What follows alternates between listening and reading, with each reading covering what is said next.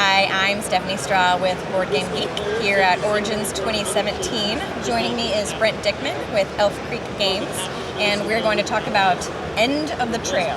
It's not the end of the trail, it's just End of the Trail. End of the Trail. End of the Trail. Yes. Tell us about this game. End of the Trail is a game for 2 to 4 prospectors mining gold in the California gold rush. I like gold. So I've got the game set up for 3 players. Okay. So we've got land tiles here that represent California, and the main focus of the game is looking at these tiles, prospecting land, trying to find the best gold that we can find. Okay. So what you do on your turn is you play cards to sort of represent how fast you move out into the gold fields to look for land. If you are in an ox-covered wagon, you're not going to go as fast if it's just you and your horse. Yes, that's fair. So what you're going to do is on your turn, you'll play a card from your hand, and so if I play, if I play this king Mustang, I can look at any card out here. So let's say that I look at this mountain tile. And you would reveal it or just look at yourself? I would not reveal it. Yeah, I would look at it. The chat can see. Yeah, I would keep it hidden so that only I would see that. And I would see it's a 3. Now, mountain tiles are the most remote, so they have the possibility of bringing the most gold. Is 3 a lot? 3 is average. They go between 1 and 6. Okay. And most of the mountains are going to be 4, 5s, or 6s, so I'm thinking I can do better than that. Yeah. So I would want to push my luck and then not look at a tile and just place my prospector there to mark my place. Play would go to the next player. And then the next player until it comes back to me. Yeah. Then I would get to look again, and I'm pressing my luck to play another card. Do you always get to look at a tile as part of your turn? Yeah. Okay. So I play another card, and let's say I look at this one, and I think, well, surely this will be better. And it's not. It's another 3. Okay. All right. If you play an oxen, does that mean you have to go in one of these 2? On one of these 2, because these are the oxen. So this is a horse. These are the oxen. This is the horse-covered wagons. Yeah. Sort of like this. Yep. Whereas this is just you on a horse. Gotcha. Yeah. So the face cards are you on a horse. Okay. So if the let's say that I had picked this one instead. Okay. That's a lower value. Yeah. So I would have busted.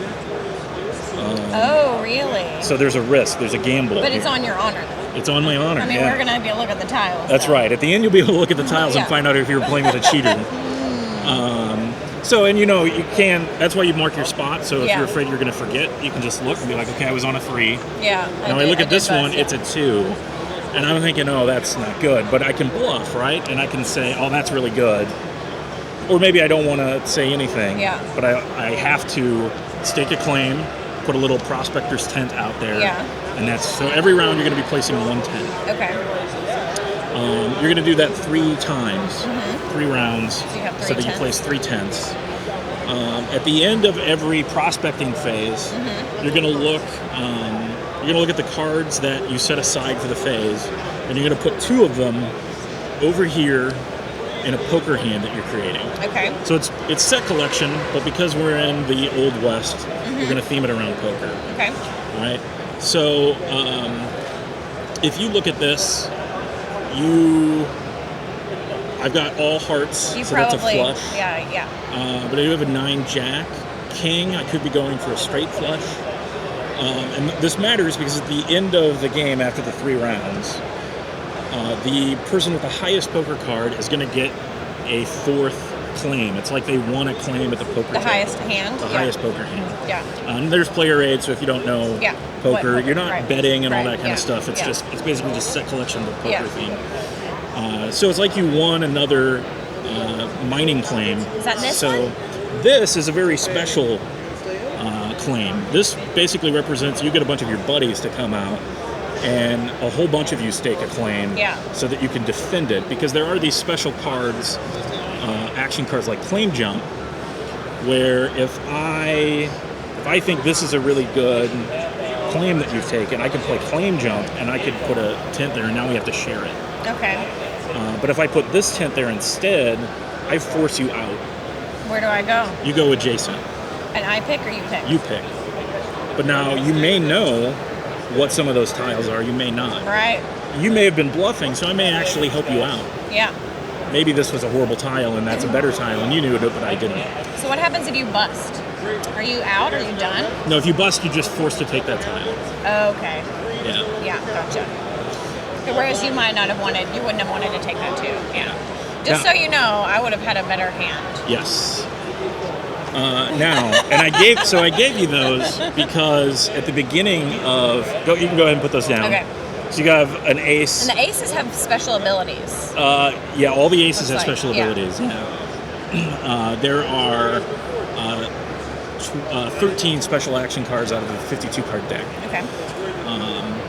So at the beginning of the round, we have an auction.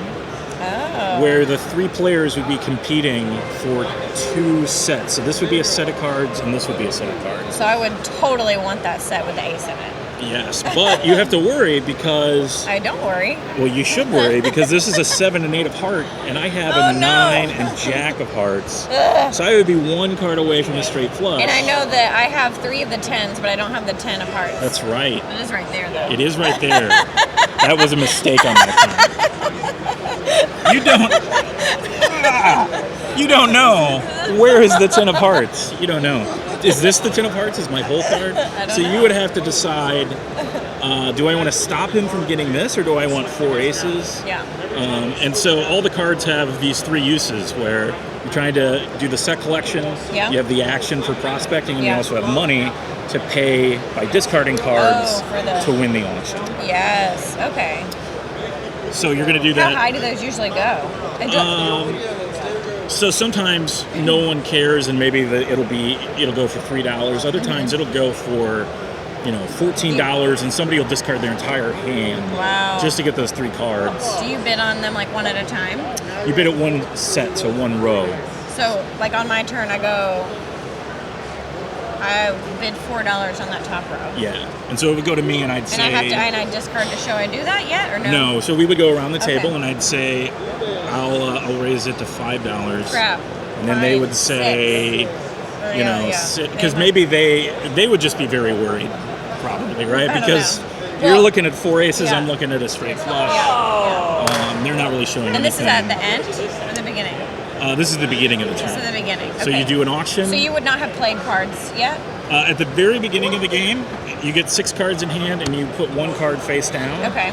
To be a whole card, like in Stud Poker or Texas Hold'em. Yeah. That nobody's going to know about.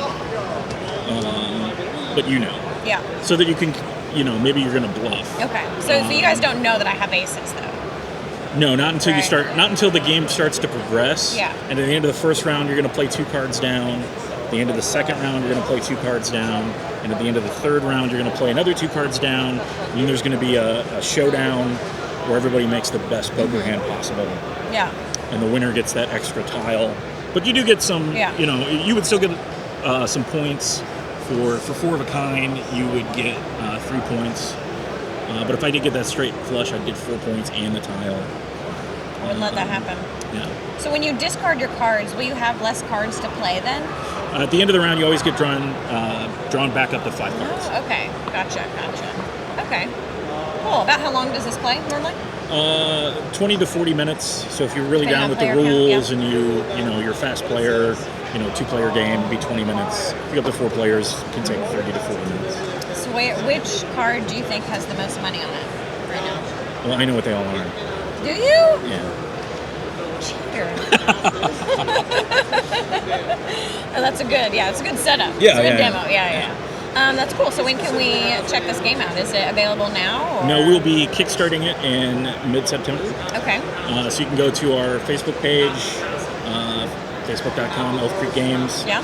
Sign up for a newsletter. We are doing some giveaways and stuff right now. We'll be doing that all summer. Yeah. So sign up and stay in touch with us. We have other games in the works as well, so people might want to sign up and find out some other things. We're going to be doing a reprint of a co-op game, and we're going to be releasing another competitive little game like this. So. Awesome. Is this final? Everything here? So the meeples are not final. I grabbed them from a variety of other games, but it gives you an idea of what we want to go for with stretch goals. I like the tents. yeah, that's the kind of thing we want to go. It's like simple, yeah. cool. Yeah. But so yeah, for the most part, the card art and the tiles are pretty much final. So. Yeah, I like it. Cool. And that is End of the Trail.